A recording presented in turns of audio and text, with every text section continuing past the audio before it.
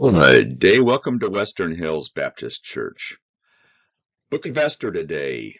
Esther, we're going to be getting into chapters 3 and 4.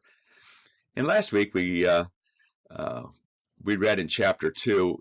It was the storyline, the plot to kill the king. It was foiled, and what had happened was Mordecai overheard the plot to kill the king and notified Esther, who in turn told the king.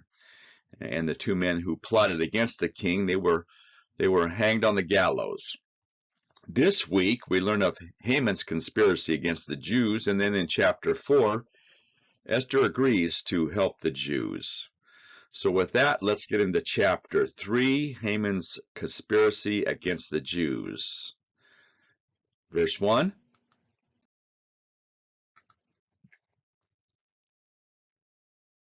After these things, King Ahasuerus promoted Haman, the son of Hammedatha, the Agagite, and advanced him and set his seat above all the princes who were with him.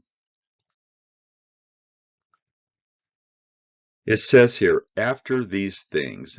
In other words, sometime after these events. This is kind of a vague reference to a later date that might have been any time between the 7th and 12th years of Xerxes' reign that the king elevated Haman by giving him a place of honor above all the other nobles of the empire. So this means that Haman was promoted over the king's entire 127 providences. So Haman had a lot of power here over overseeing these providences. But my question here in all this is, why was Mordecai not promoted? After all, in the last chapter, it was he that essentially saved the king's life by exposing the plot against him. Verse 2.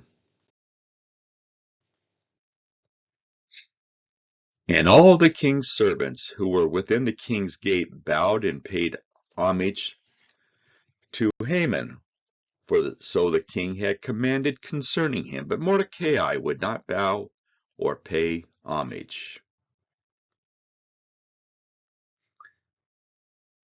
By the command of the king, all the royal officials at the king's gate knelt down and paid honor to Haman.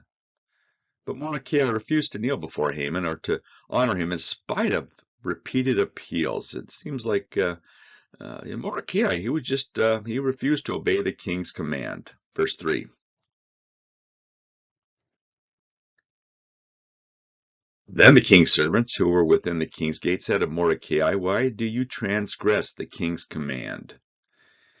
In other words, why are you going against the king's the law? And Mordecai, he refused to obey the king's command. Verse 4.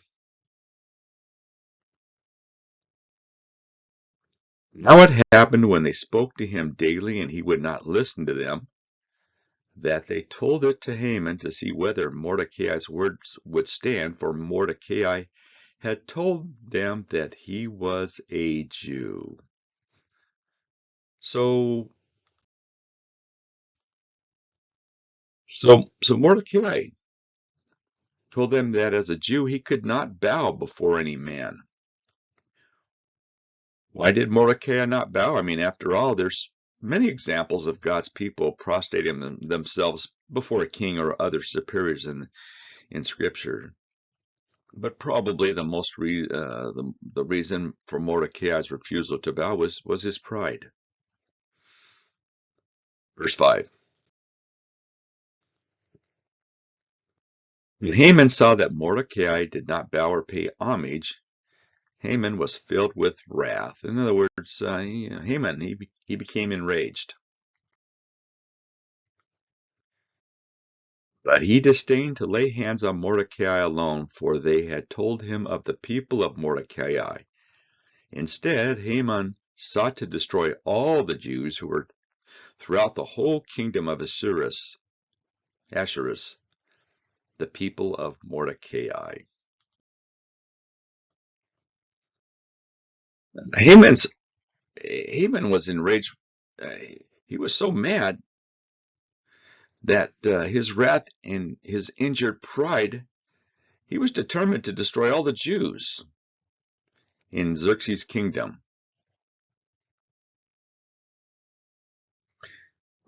He was not satisfied with killing only Mordecai, but he was determined to destroy all his enemies. And this would be all the Jews under the kingdom of Xerxes, all the way from India through the Middle East, Egypt to Ethiopia. They were going to kill every Israelite. Verse 7.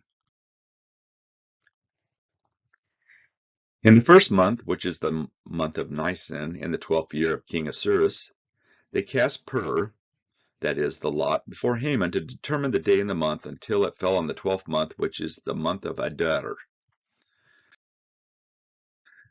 So what's going on here is that they got this casting of lots pur, and it was a way to determine if the time was right to follow through with the decision to approach the king Xerxes with this diabolical plan.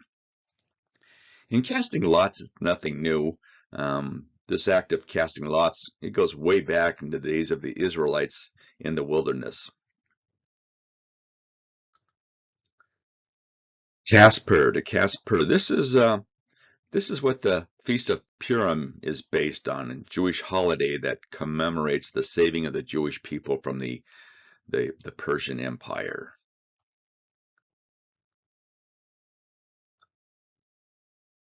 Then Haman said to King Ahasuerus, "There's a certain people scattered and dispersed among the people in all the provinces of your kingdom. Their laws are different from all others' peoples, and they do not keep the king's laws. Therefore, it is not fitting for the king to let them remain."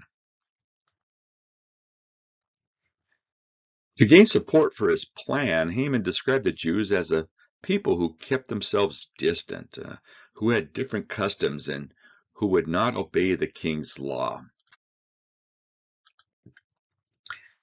Haman is essentially told the king it's your best interest not to tolerate them. They don't respect you, and they're not going to do you any good. Verse 9. If it pleases the king, let a decree be written that they will be destroyed, and I will pay 10,000 talents of silver into the hands of those who do the work to bring it onto the king's treasuries.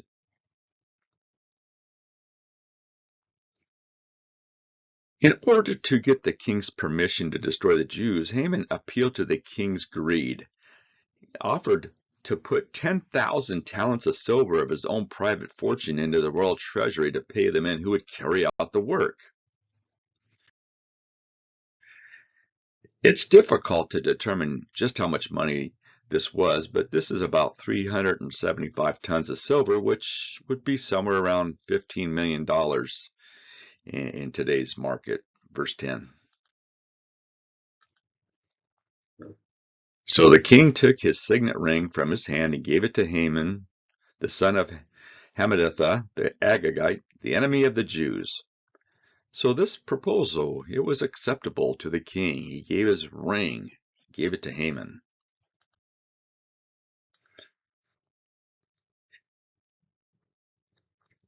Verse 11. And the king said to Haman, "The money and the people are given to you to do with them as seems good to you." So the king told Haman to keep the money collected and do whatever he pleased with the Jews. So it makes you wonder, where would Haman have gotten all this money from? Well, he probably would have gotten it from the Jews whom he killed.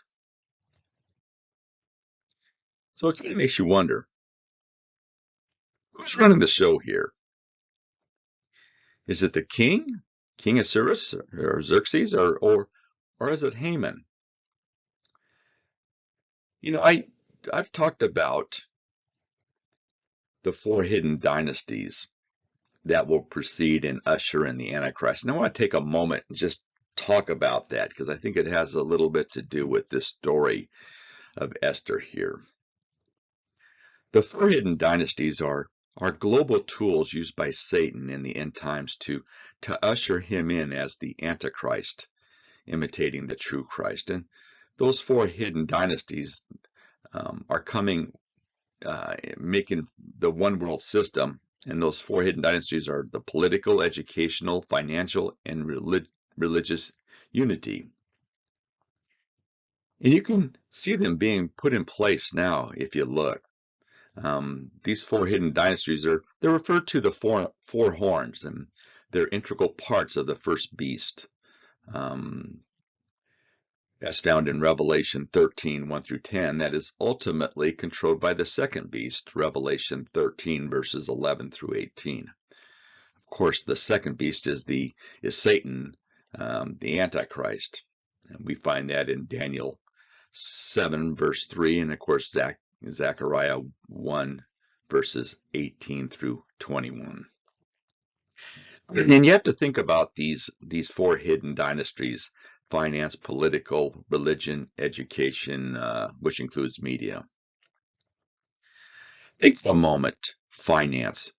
Who are some of the biggest financiers in the world? I mean, when you think of finance, when you think of banking, I think of Rothschild. I think of Lehman Brothers. I think of Goldman Sachs. I think of J.P. Morgan. Political. So I think about this. Who's running the show these days? Uh, what little nation seems to impact the world globally? Let's talk about religion. Religion. What area is a haven for turmoil? I mean, think about that for a second. And let's talk about education and media, the last dynasty. I think of media, I think of Hollywood. Who are some of the biggest names in Hollywood? Fox, Paramount, Warner Brothers, Universal, Sam Goldwyn, Mayer, Columbia, uh, Jeffrey Epstein. Does that ring a bell? You know, in 1973, the Trilateral Commission was formed. And the idea of this commission was to bring closer cooperation between Japan and North America and Western Europe. And it was founded by Rockefeller. Kind of ironic. Uh, Back in May 5th of 1955, Barry Goldwater, he published this book called With No Apology, and one of his excerpts from this book reads, "The Trilateral Commission is intended to be the vehicle for multinational consolidation of the commercial and banking interests by seizing control of the political government of the United States. The Trilateral Commission represents a skillful, coordinated effort to seize control and consolidate the four centers of power: political, monetary, intellectual, and ecclesiastical. What the Trilateral Commission intends is to create a worldwide economic power to the political governments of the nation states involved. As managers and creators of the system, they will rule the future." Barry Goldwater, he wrote that in 1955. Well, that sure sounds a lot like the four hidden dynasties that are talking about in Daniel and Revelation: the finance, religion, political, and education that's going to rule usher in the beast at the end times. All right, let's get back into our word here. I kind of got off track there a little bit. Verse 12. Then the king's scribes were called on the 13th day of the first month, and a decree was written according to all that Haman commanded, to the king's satraps, to the governors who were over each province, to the officials of all people, to every province according to its script, and to every people in their language, in the name of King Ahasuerus. It was written and sealed with the king's signet ring. So the royal secretaries, they were summoned to write out the decree for all the provinces here. So this decree could have been set out in 70 different languages. So as I mentioned earlier, who's really running the show here? Doesn't this sound like normal politics of the day? I mean, politics, it politics there sometimes to divide people, to cause them to attack each other, than to focus on the system that caused the problem in the first place. I mean, after all, if you find amongst yourself, then your focus is off the one that's really causing the problem. That's another reason I have a little bit of um, concern with this book of Esther. There's no evidence of this writing outside of the book of Esther or in any language. It seems like this whole account, the story of Mordecai and Esther, doesn't exist in history. Verse 13. And the letters were sent by couriers into the king's provinces to destroy, to kill, and to annihilate all the Jews, both young and old, little children and women, in one day, on the 13th day of the 12th month, which is the month of Adar, and to plunder their possessions. So these dispatches were sent by couriers to all the provinces with order to annihilate all the Jews and to plunder all their goods. So this is about a year's time frame here. Now, there's no reason given for the lapse of almost a year from the time that the decree was given until its implementation. And you would think, with so much advance notice, that the Jews would have time to escape. Now, I want you all to think about this a little bit. Doesn't this story sound a little familiar? I mean, doesn't this sound a lot like the book of Daniel here? If you recall those Nethinims that were thrown into the lion's den, those that tried to condemn Daniel, I just wonder. This story sounds a lot like Daniel. And it says here the letters were sent by couriers. You know, the letters are being sent out. Well, think about this. Who controls the press today? Who controls much of the wealth today? Something to think about as we continue in this book of Esther. Verse 14. A copy of the document was to be issued as law in every province, being published for all the peoples, that they should be ready for that day. The decree was to be made law in every province, and all were to know about it, so they'd be ready for the day. This order is by Haman under the seal of the king.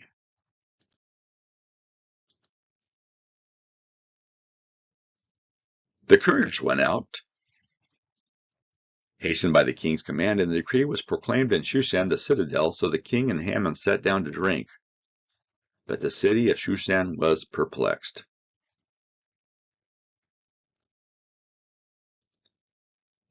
Says here, the couriers departed in haste for the provinces at the king's command. The edict was circulated in the citadel of Susa. And then the king and Haman sat down to drink. I mean, they were unconcerned about this tragedy soon to be inflicted upon the Jews.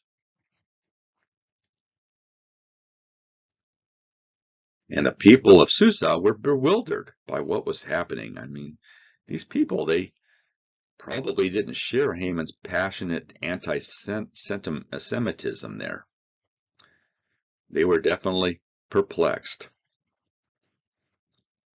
Let's get into Esther, chapter 4, where Esther agrees to help the Jews.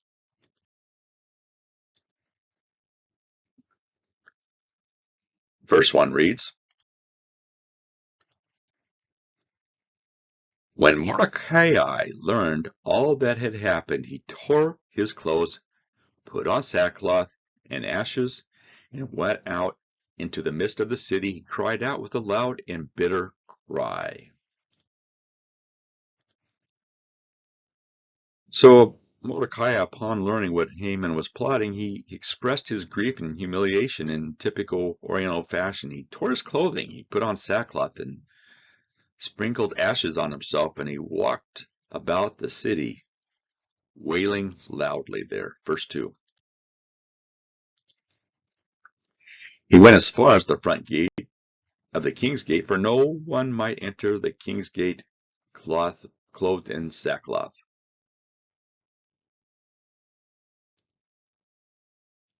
Mordecai, he went no farther than the king's gate, as no one was permitted within the gate who was wearing sackcloth, apparently, because a person in mourning was considered ceremonial unclean. And of course, they didn't want anyone without a happy face in the presence of the king. Verse 3. And in every province where the king command and decree arrived, there was a great mourning among the Jews, with fasting, weeping, and wailing, and many lay in sackcloth and ashes. So not only was Mordecai in mourning, but in every province where the edict was announced, it was greeted by the Jews with fasting, weeping, and wailing. Many of them laid down on sackcloth and ashes. So I want to ask you here, do you notice anything missing? What do you usually have with fasting? What's the idea of fasting in the first place? Well, it's prayer and meditation, but yet there's no prayer mentioned here. Now, you could say that prayer might have slipped their mind, and many good theologians might say, well, you automatically associate prayer when you mention fasting. But if that was true, when the apostles failed to drive out a certain demon from an entity, how was it that Jesus told them that the only way that kind of demon could be driven out was by fasting and prayer? Something to think about. Verse 4. So Esther's maid and eunuchs came and told her, and the queen was deeply distressed. Then she sent garments to clothe Mordecai and take his sackcloth away from him, but he would not accept them. Some of Esther's maids and eunuchs must have seen Mordecai at the king's gate, so they reported his behavior to Esther. No reason is given why they felt that one Jew's grief should be reported to the queen, since they apparently did not know about their relationship to Mordecai. So, why were these guys worried about one Jew? Now Esther was distressed to learn of Mordecai's sorrow, and so she sent clothes to him to wear in place of the sackcloth.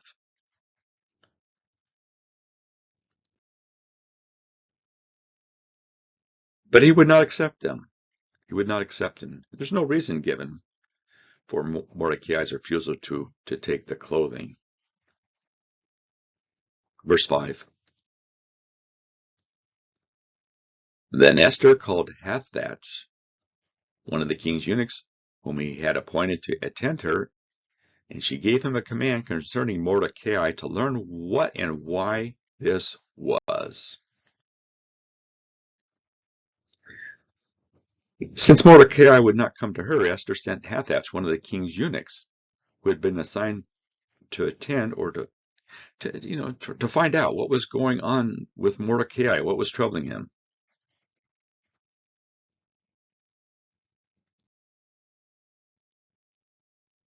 So Hathach went out to Mordecai in the city square that was in front of the king's gate.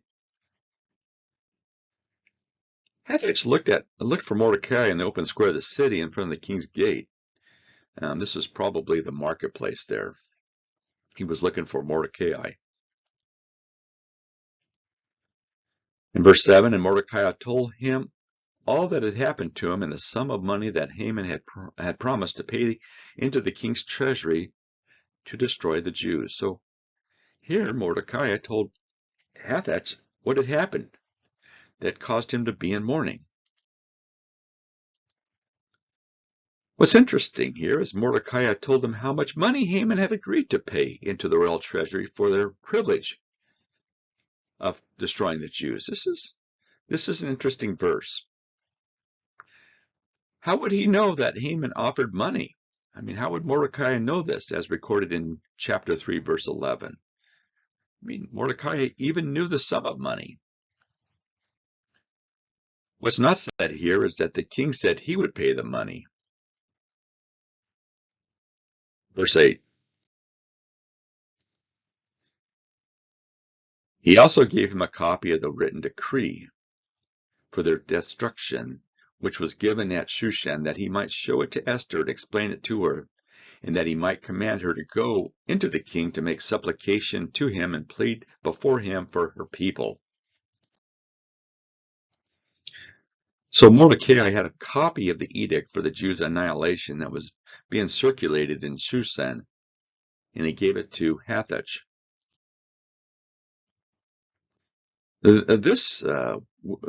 This was the decree he gave to Esther to show to the king and plead for her people. Of course, by doing this, this would expose her identity as a Jew. Verse 9.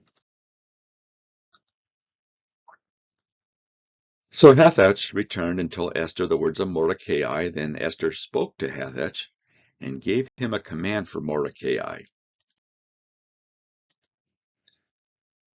So you can kind of see here that Queen Esther, she's not ready to jump right out there in the courtyard, because it would be death penalty for someone in the province or the area to come into the king's court without being sent for. Verse 11.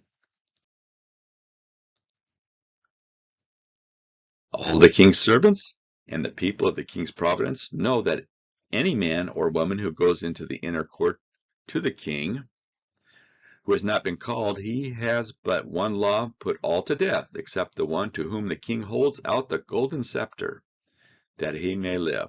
Yet I myself, I have not been called to go into the king these 30 days.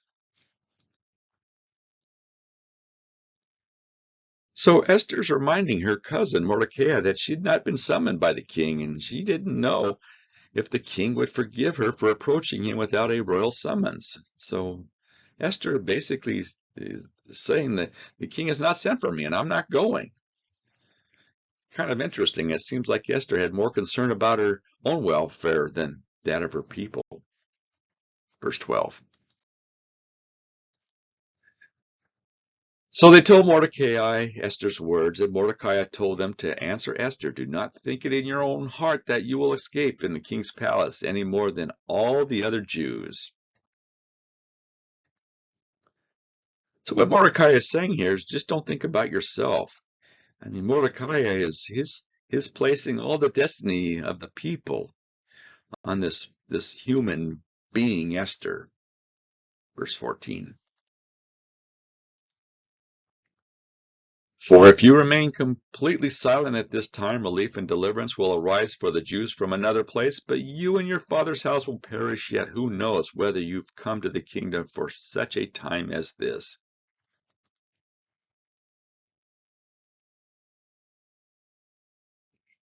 You got this warning here from Mordecai to Esther. He's talking about the girl that he raised here. He's telling her. He says to her, if you hold your peace and you don't speak out now for your people, in a sense, I will see to it that deliverance will come from another place and your family will be destroyed. I find this ironic that all of a sudden Mordecai, who was this poor man sitting in dust and ashes, all of a sudden he cleared his mind and eyes long enough to place the destiny of all the Jews on Esther. And he says, yet who knows whether you've come to the kingdom for such a time as this? You see the destiny that Mordecai placed on Esther. It sort of makes this fair maiden Esther look a little bit like Joseph down in Egypt, saving the children of Israel. This makes for a good story, and I can't help but think about the similar storyline in Daniel. But there's a big difference between Esther and Daniel.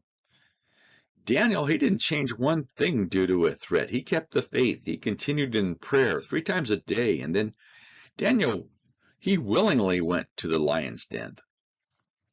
Daniel was tested without a threat. In fact, even when that threat did come, never entered his mind. I mean, who was the one that protected Daniel? It was God.